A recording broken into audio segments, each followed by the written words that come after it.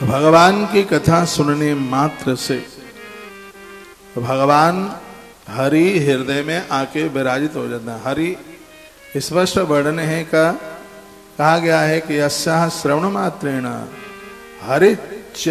हरिश्चित्तम समाश्रयेत्। इस कथा को सुनने मात्र से भगवान हृदय में आकर के विराजित हो जाते हैं। ग्रंथो अष्टादश सहस्रो द्वादश स्कंद संहिता कहते हैं कि इस ग्रंथ में 18,000 श्लोक 12 स्कंद और सुखदेव और राजा परीक्षित का अद्भुत इसमें संवाद है। यह भागवत शास्त्र ध्यान दे करके सुनना है। ध्यान देने में बातें मत कीजिए, बिना कारण के खड़े होके मन जाइए और सोइए मत। आपको पता है सत्संग में नींद लेने से पुण्य क्षीण होते हैं। हाँ, सत्संग में नींद न आवे, इसलिए कहा जाता है कि बिना रोटी खा करके कथा सुबह के टाइम हम कथा क्यों कर रहे हैं, तो हो सके आप बिना अन्न के कथा सुन लें। मैं तो 9 ही बजे आकर के बैठ जाऊं, लेकिन आप फ्री नहीं होते हैं, आप इधर उधर चले जाते हैं। कोई दिखता नहीं है, कोई परिक्रमा, कोई बिहारी जी का दर्शन। ये तो मेरा तो मन यह था कि 9:30 बजे से 1 बजे तक आपको कथा सुना देता, लेकिन आपकी उपस्थिति न होने की वजह से कथा में विलंबता हो जाती है। यह जीव तभी तक अज्ञान में संसार चक्कर में भटकता है जब तक क्षण भर के लिए भी कानों में भागवत शास्त्र जैसे पवित्र ग्रंथ की कथा उसके कानों में नहीं जाती। ये कथा निश्चित रूप से जीव का कल्याण करती है। बहुत से शास्त्र और पुराण सुनने से जो पुण्य प्राप्त होता है उससे ज्यादा सिर्फ भागवत सुन करके उस फल की प्राप्ति हो जाती है। सावन में शिव महापुराण, कार्तिक में हरिवंश पुराण और 12 महीनों में किसी भी महीने में श्री मद भागवत महापुराण। ये तो ऐसा है कि इसको किसी भी महीने में सुने, कोई रोक टोक नहीं। कितना अच्छा लिखा है, कहा गया तद ग्रहम तीर्थ रूपम ही वस्ताम पाप नाशनम। जिस घर में भागवत जी होती है वो घर तीर्थ रूप हो जाता है, तीर्थमय हो जाता है। इसलिए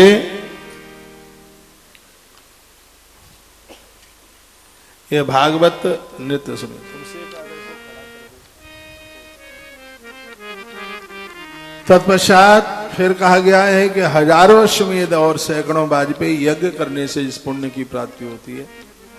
भागवत जी की कथा सुनने मात्र से वो प्राप्त हो जाता है। इसके जजमान बन जाए तो बहुत बड़ी बात है। यदि इसकी महिमा ना होती तो लोग लाखों रुपया खर्च करके क्यों आयोजन भागवत जी का कराते। इसका माध्यम है। और वर्ष में हमें एक बार अपने संपूर्ण शिष्य मंडल की कथा इस गुरु पूर्णिमा के समय पर करने का सौभाग्य प्राप्त होता है। ये सार्वजनिक उन सभी भक्तों की ये कथा है जो आश्रम और आश्रम की गतिविधियों के साथ में जुड़े हैं। जब तक लोग अच्छी तरह श्रीमद् भागवत जी का श्रवण नहीं करते तब तक उनके हृदय में बसने वाले पाप भी समाप्त नहीं होते। देखा, यावन्न श्रूयते सम्यक श्रीमद् भागवतम नरै। पापों को काटने के लिए भागवत बहुत अद्भुत है, बहुत कुछ चीजें हैं जिसको आप शुरू करो। कंठ में तुलसी रुद्राक्ष, भाल के ऊपर चंदन, ये वैष्णवों की पहचान है। प्रत्येक दिन तुलसी पत्र जल गंगा जल में डाल करके तुलसी दल बनाकर लीजिए। तुलसी सीधे आप लेते हैं तो रोगों को खत्म करती है, गंगा जल में डाल के लेते हो तो ये पापों को खत्म करती है। तुलसी दल अकाल मौत का हरण करता है। गंगा जल में डाल करके यदि इसको लिया जाए तो इसकी महिमा भारी है। तुलसी तो बहुत ही ज्यादा प्रभावशाली है। सूखी तुलसी का पाउडर बना करके आप, काढ़ा बना करके आप फंकी लगा करके लेते हैं तो थायराइड को दूर करती है। थायराइड की बीमारी को तुलसी खत्म करती है। तुलसी को सीधे आप 5-4 पत्तियां आप लेते हैं, चबाइए मत, पारा ज्यादा होता है, सीधे गटक लीजिए इसको। ये तमाम रोगों को समाप्त कर देती है। उसी को गंगाजल में डाल करके आप ले लेते हैं तो यह हमारे ताप प्रताप संताप को दूर करती है। तुलसी की इतनी बड़ी महिमा, तुलसी का इतना बड़ा महत्व है। तुलसी तो सबके घर में होनी चाहिए। जैसे आप बढ़िया फ्लैट, बढ़िया मकान में रहना चाहते हैं, तुलसी का गरुआ भी सुंदर से सुंदर हो। रोजाना आप दिया जलाइए, एक ओढ़नी मैया जी को ओढ़ाइए और परिक्रमा प्रदक्षिणा कीजिए। आनंद हो जाएगा। तुलसी सूखे नहीं, थोड़ा सा गुड़ का घोल डाल दीजिए उसकी जड़ों में, तुलसी सूखेगी नहीं। तुलसी, बेलपत्र, पीपल का पत्र, ये सब एक साथ लगाने का अधिकार है, एक साथ ये सब लगाए जाए। मैं ददरहुआ आश्रम गया मध्य प्रदेश में, डॉक्टर वाले हनुमान, डॉक्टर हनुमान बड़े अद्भुत हैं। यहां मैंने एक ही जगह पर तुलसी देखी, बेलपत्र देखा, पीपल पत्र, बरगद, सब एक ही जगह से अंकुरित हो रहे थे। वहां बड़े कोई अद्भुत महापुरुष थे, उन्होंने कहा कि ये जो आप देख रहे हैं ये समझ लो कि संपूर्ण तीर्थ है। यहाँ पर शंकर बरगद के रूप में बैठ गए हैं। वो कहते हैं नारायण यहाँ पीपल के रूप में बैठे हुए हैं। तो कहते हैं कि भोलेनाथ का जितना भी स्वरूप है वो सब बेल के रूप में है। हमने कहा तुलसी, वो कहते हैं संपूर्ण नदियां और सगरी देवियां तुलसी के रूप में यहां पर बैठी हुई। तो तुलसी तो बहुत बंधन युक्त है। तद ग्रहम तीर्थ रूपम ही वस्ताम पाप नाशनम। जिन घरों में भगवान की चर्चा होगी वहां तो सगरे पाप समाप्त हो जाएंगे। न गंगा न गया काशी, पुष्करम न प्रयागकम, सुखशास्त्र कथा याश फलेन समताम नयित। वर्णन किया गया है, आप गंगा जाना चाहते हैं और नहीं जा पा रहे हैं, आप काशी जाना चाहते हैं नहीं जा पा रहे हैं, आप पुष्कर जाना चाहते हैं नहीं जा पा रहे हैं, तो क्या किया जाए? आप श्रीमद् भागवत जी का पाठ करना आरंभ कर दीजिए। आप जहां जाना चाह रहे हैं वहां नहीं पहुंच पा रहे तो वो स्थान, वो तीर्थ तुम्हारे घर चल करके आ जाएंगे। जिस समय भागवत जी का स्वाध्याय आप कर रहे होते हैं, भागवत जी का पाठ आप कर रहे होते हैं, तो सगरे तीर्थ, सगरी नदियां, सगरे देवता दौड़ते हुए उस घर में चल के आ जाते हैं। श्लोक नंबर 32 नंबर के श्लोक में भागवत जी के महात्म्य के 3 अध्याय में यह बात लिखी है, न गंगा न गया काशी, पुष्करम न प्रयागकम, सुखशास्त्र कथा या च फलेन समताम नयित। आपने भागवत शास्त्र का स्वाध्याय किया, आपको सब जगह जाने का सौभाग्य मिल गया, वो सगरे तीर्थ तुम्हारे घर में चल के आ गए। भागवत की महिमा।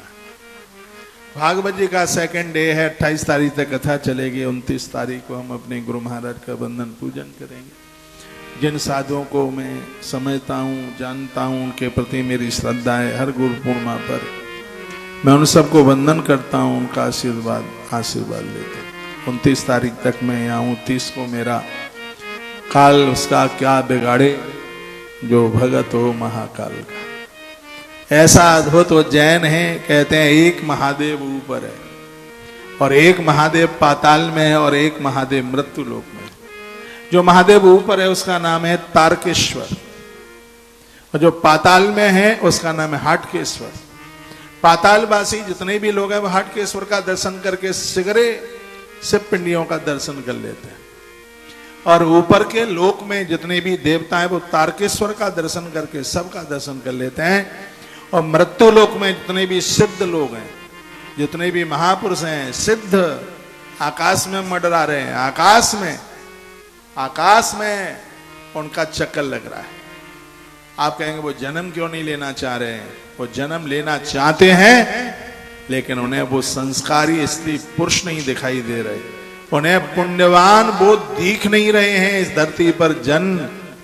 ये सिद्ध लोग जिनके यहां आकर के जन्म ले लें तो वो रोज महाकाल की पूजा करते हैं और कहते हैं कि मांग इतनी सी है, इतने पुण्यवान उन स्त्री पुरुष का पुण्य बढ़ा दो जिनकी कोख से हम जाकर के जन्म ले लें। वो महाकालेश्वर की पूजा करते हैं। जितना भी सिद्ध है मृत्यु लोक का वो सब महाकाल जाता है, महाकालेश्वर। और कहते हैं कि भगवान महाकालेश्वर के दर्शन करने से धरती के संपूर्ण शिव लिंग, शिव पिंडियों के दर्शन करके व्यक्ति जो पुण्य प्राप्त करता है वह उतने ही फल की प्राप्ति कर लेता है। हम पगला थोड़े ही हैं कि हम वृंदावन छोड़ के 1 महीना चले जाते हैं महाकालेश्वर। कोई तो बात होगी यहाँ की।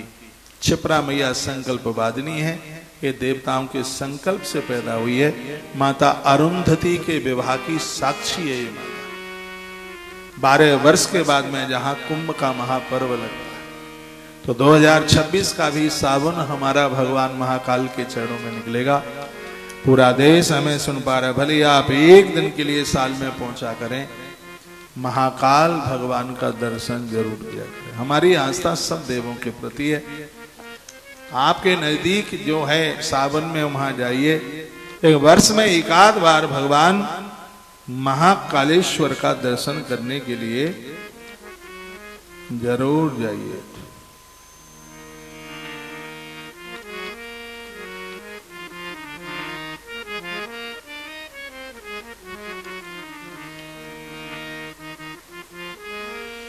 बोलो बांके बिहारी लाल की जय हो। 1 बजने वाला है, तत्काल तुलसी तपोवन यूट्यूब चैनल पर जुड़ करके, और कथा जब तक चलती है 3 बजे तक तो चलेगी ही। पूरा कार्यक्रम जब तक आरती पूरी न हो जाए तब तक आप पूरी कथा को सुनिए। बहुत आनंद हो रहा है। 2 पंक्तियां भगवान के चरणों में समर्पित करते हुए, भगवान का नाम लेते हुए सोइए मत, और बड़े जागरूक होकर के इस कथा को सुनेंगे तो ये जरूर ये कथा आनंद दे।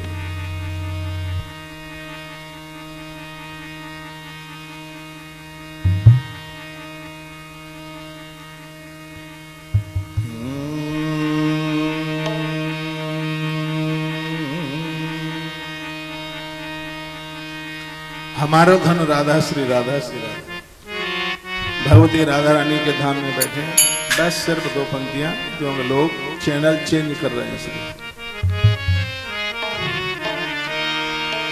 हमारो धन राधा श्री राधा श्री राधा, हमारो धन राधा श्री राधा श्री राधा, परम धन राधा राधा राधा राधा राधा, परम धन राधा राधा राधा राधा राधा, मारो धन राधा श्री राधा श्री राधा, हमारो धन राधा श्री राधा श्री राधा, परम धन राधा राधा राधा राधा राधा, परम धन राधा राधा राधा राधा राधा, हमारो धन राधा श्री राधा श्री राधा, हमारो धन राधा श्री राधा श्री राधा।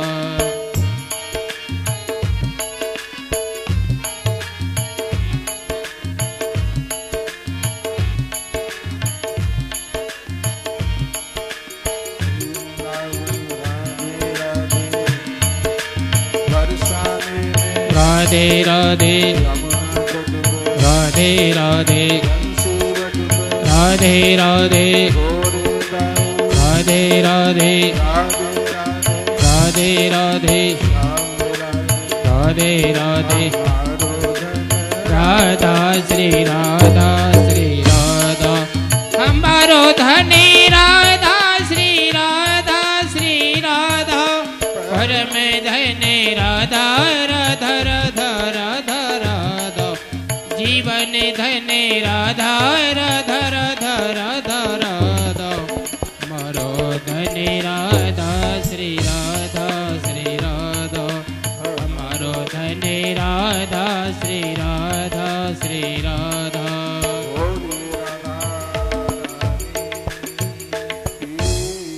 जय हो।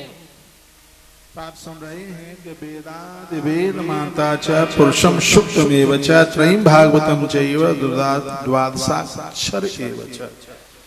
जो गायत्री जप करने से पुण्य मिले, वेद पढ़ने से पुण्य मिलता है। चारों वेद पढ़ने से जितना पुण्य प्राप्त होता है, भागवत में लिखा है ओम नमो भगवते वासुदेवाय।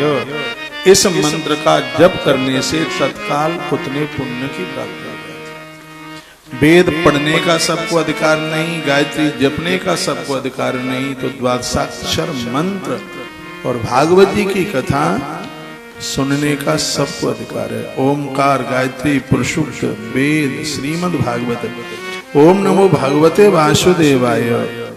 सूर्य भगवान प्रयाग संवत्सर रूप काल, ब्राह्मण, अग्निहोत्र, गाय माता, द्वादशी तिथि में एकादशी पड़ जाना, तुलसी का पूजन, बसंत ऋतु में माँ सरस्वती की पूजा और पुरुषोत्तम के समय में जगन्नाथ भगवान का दर्शन, ये सब चीजें एक बराबर हैं, इनमें बिल्कुल अंतर नहीं समझना चाहिए। ये बात आपके पल्ले नहीं पड़ी है, बहुत बड़ी बात बोल गया। क्या बोला है मैंने? वेदार्थ वेद माता च पुरुषम सुक्तमेव च त्रयी भागवतम चैव द्वादशाक्षरेव च। द्वादशात्मा प्रयागस्य काल संवत्सरात्मका ब्राह्मणाशा अग्निहोत्रम च सुरभि द्वादशी तथा तुलसी च वसंतस्य पुरुषोत्तम एव च एतेषां तत्वतः प्रागी न पृथक भावाद इष्यते। सुनिए, मोबाइल मन देखो, मेरी बात सुनो, क्या मैं बोल रहा हूं। ओमकार का जप, गायत्री मैया का जप, वेद में पुरुषुक्त है, ब्राह्मण लोग जानते हैं उसका उच्चारण, वेदों का स्वाध्याय, श्रीमद् भागवत जी की कथा, ओम नमो भगवते वासुदेवाय इस मंत्र का जप, सूर्य भगवान को अर्घ देना, प्रयाग में स्नान करना, संवत्सर शुरू होता है तब नवरात्रा का व्रत करना, श्राद्ध में ब्राह्मणों को जिमाना, प्रत्येक दिन अग्निहोत्र करना, गौ माता को रोटी देना, द्वादशी में एकादशी का व्रत करना, तुलसी माँ की पूजा करना, बसंत ऋतु में माँ सरस्वती का पूजन करना और अधिक मास में भगवान जगन्नाथ पुरुषोत्तम भगवान का पूजन, इनमें बिल्कुल भी अंतर मत समझिए, ये सब एक ही है, एक बराबर इनका पुण्य है। तो इसका मतलब क्या है? इसका मतलब यह है कि जो आप भागवत की कथा सुन रहे हैं, इससे आपको जगन्नाथ यात्रा का फल प्राप्त हो रहा है। जो आप भागवत सुन रहे हैं, इससे आपको गौ पूजा का फल मिल रहा है। जो आप भागवत सुन रहे हैं, इससे आपको नवरात्रा के व्रत का पुण्य मिल रहा है। जो आप भागवत सुन रहे हैं, इससे आपको वेदों का स्वाध्याय करने का फल मिल रहा है।